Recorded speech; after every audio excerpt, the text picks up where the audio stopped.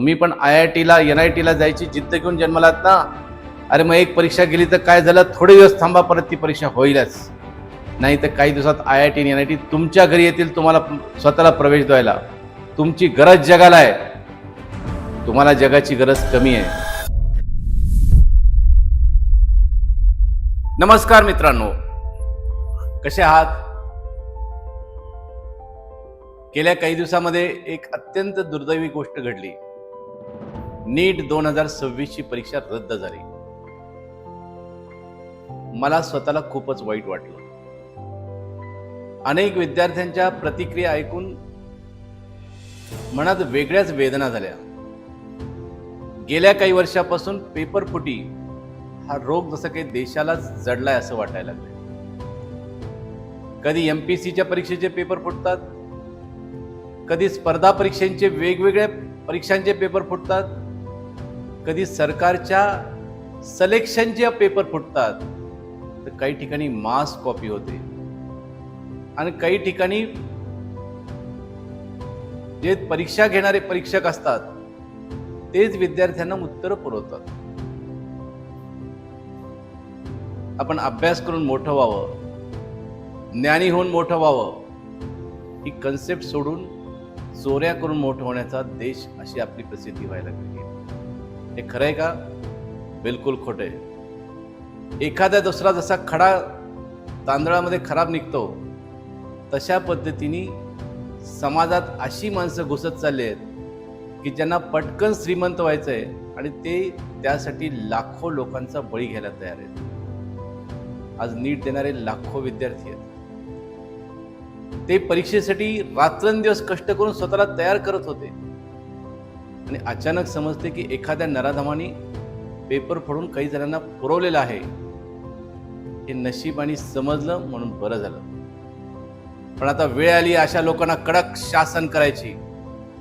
मी केंद्र सरकारला आणि राज्य सरकारला आवाहन करेल की जे 10 लाख विद्यार्थ्यांच्या जीवाशी खेळतात, त्यांच्यातला आत्मविश्वास खड्ड्यात घालतात, त्यांना जीवनातून उद्ध्वस्त करण्याचे षडयंत्र रचतात, प्रयत्न करतात आणि त्यातून कोट्यवधी रुपये कमवतात, अशांना आता साधी सुधी नाही, जन्मठेपेची पण नाही तर फाशीची शिक्षा होण्याची गरज आहे.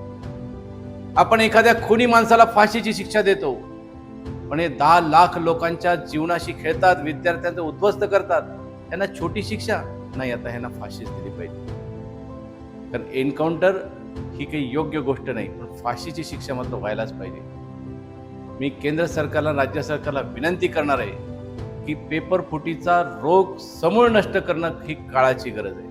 एक परीक्षा घेऊ शकत नाही सरकार म्हणून, आपण ह्या समाज म्हणून आपल्याला परीक्षा घेण्याचा सुद्धा अधिकार नाही आहे. खरे ज्ञानी, खरे कष्टाळू, खरे गुणी विद्यार्थी आपण निवडू शकत नाही. प्रत्येक ठिकाणी वशिला पाहिजे, प्रत्येक ठिकाणी लग्गा पाहिजे. नाही, हे चित्र चालणार नाही, हे बदलावंच लागेल. आणि म्हणून माझी विनंती आहे, जे राज्यकर्ते आहेत त्यांना हा प्रक्षोभ खूप मोठा होण्याच्या आतच कायमस्वरूपी सोल्युशन काढलं पाहिजे आणि ते निघेले. पण मला विद्यार्थ्यांशी बोलायचंय. माझ्या प्रिय विद्यार्थी मित्रांनो, कोंबडा झाकला म्हणून सूर्य उगवायचा थांबत नसतो. तुम्ही या देशाचे सूर्य आहात. तुम्ही जबरदस्त कर्तृत्वान आहात. स्वतःवर विश्वास ठेवा आणि आहेच आहे तुमचा स्वतःवर विश्वास. नीटची परीक्षा देण्यासाठी तुम्ही एवढे प्रचंड कष्ट घेतले. Physics, chemistry, organic chemistry, physical chemistry, maths, statistics, geometry या सगळ्यांचा अभ्यास केला. हजारो कठीण प्रश्नांना तुम्ही सोडू शकतात. अरे मग छोट्याशा प्रश्नाला घाबरताय काय? निराश होऊ नका.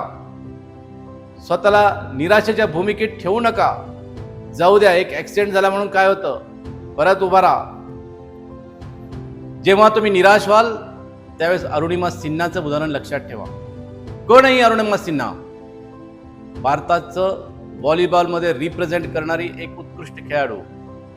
उत्तर प्रदेशमधून दिल्ली येथे ती जात होती. ट्रेनमध्ये गुंडांनी तिच्यावर हल्ला केला, तिला जबरदस्त मारलं आणि ट्रेनमधून फेकून दिलं. त्यामध्ये तिचा पाय कायमचा गेला.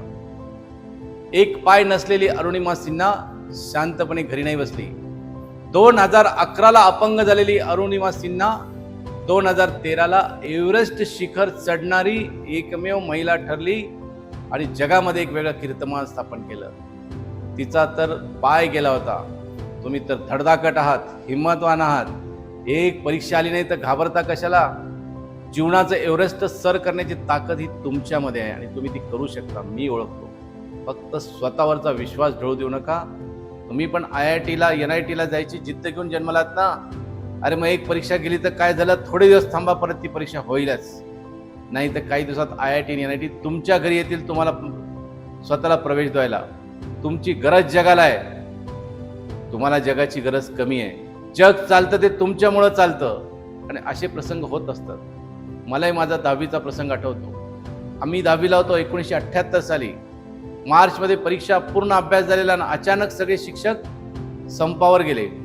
परीक्षा 2 महिने पुढे ढकलली. काय करायचं समजत नव्हतं. पुन्हा ते प्रश्न वाचायची, पेपर वाचायची, पुस्तक वाचायची इच्छाच राहिली नव्हती. असं वाटायचं की ही परत प्रश्न वाचले तर येणार नाहीत आपल्याला. काय करावं कळत नव्हतं. आणि त्यावेळेस मी अचानक, मला काही मित्र आले, चल म्हणे जाऊ दे आपण खेळायला जाऊ. मी मनसोक्त खेळलो, तुडुंब खेळलो, खामे घुम झालो. उन्हाळाच होता, मजा वाटली. रात्री सहज पुस्तक घेतलं, सगळे प्रश्न पटापट आले. अरे ज्ञान तुमच्या डोक्यात आहे, ज्ञान तुमच्यात आहे. तुम्ही ज्ञानाचे मालक आहात. कष्ट तुम्ही केलेले आहेत. घाबरता काय? आज होईल नाही तर उद्या होईल परीक्षा, नाही तर 2 महिन्यांनी होईल. ज्ञानी तुम्ही आहात. तुमचं ज्ञान फिरवून घेण्याची ताकद कुणामध्ये नाही आहे. हिंमत बाळगा, ज्ञान ऑटोमॅटिक वाढायला सुरू होईल. पूर्ण वेळ आराम करू नका, पण जेवढा अभ्यास झाला तेवढा पुरेसा आहे, खूप आहे. थोडासा त्याला फक्त रिफर्बिश किंवा थोडंसं मनातल्या मनात परत उजळणी करायची गरज आहे. नीटची परीक्षा झाली नाही म्हणून काय, जीवनाची परीक्षा खरी पुढं आहे.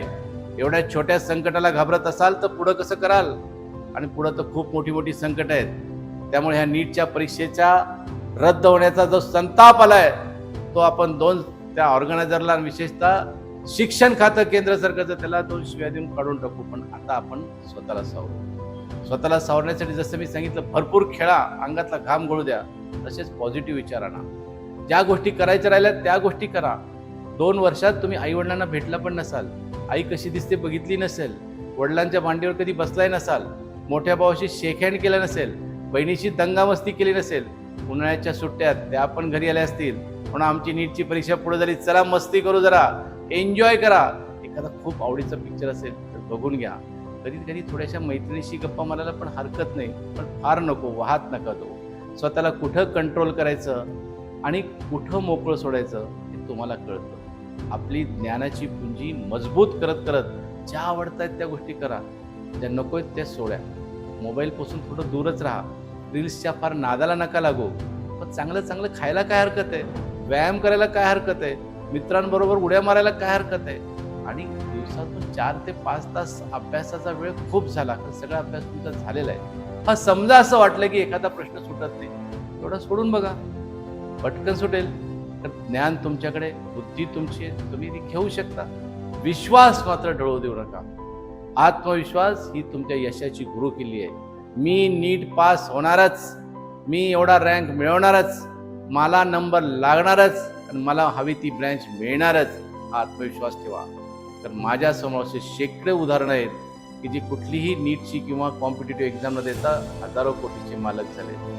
तुमच्यावर विश्वास असेल, तुमच्या बुद्धिमत्तेवर विश्वास असेल तर जग तुम्हाला साकडं घालतंय. आमच्याकडे या.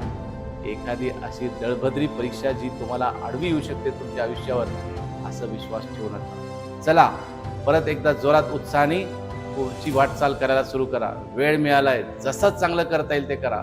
आणि नीटची परीक्षा काही लगेच उद्या होईल अशी शक्यता नाही. त्याची परीक्षेसाठी 10-15 दिवस अगोदर निश्चितपणे वेळ मिळेल, त्यावेळेस पुन्हा जोरात करू. आणि अशा नराधमांना कायमची शिक्षा मिळावी यासाठी जरूर एक केंद्र सरकारला ईमेल अथवा मेसेज करूया. धन्यवाद. पुन्हा एकदा खूप खूप शुभेच्छा. नीटची परीक्षा येत जात राहील, पण पेपरफुटीचा रोग हा कायमचा ह्या देशातून निघून जावो अशी परमेश्वराला प्रार्थना करतो आणि आपल्याला पुन्हा एकदा शुभेच्छा देऊन माझे 2 शब्द संपवतो. धन्यवाद.